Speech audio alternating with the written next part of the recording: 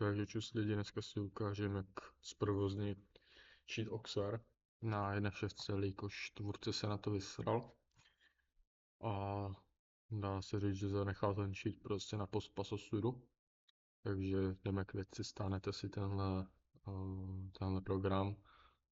Jmenuje se to Xloader, je to zdarma, není to žádný vir, můžete si to ověřit.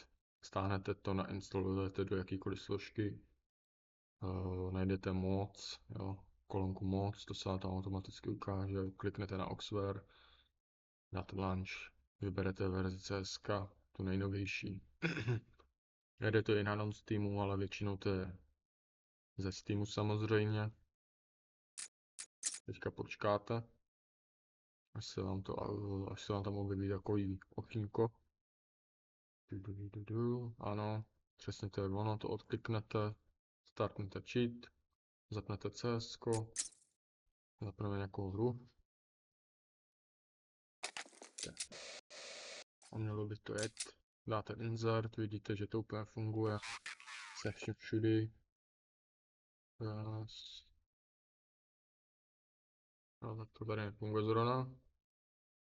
No, tady máte tam vlastně to uvítací okýnko, všecko vám tady jede.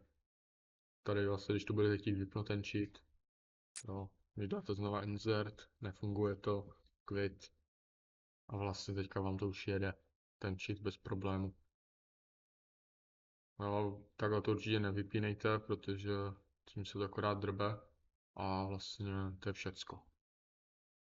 Tak snad vám to pomohlo a uvidíme se příště.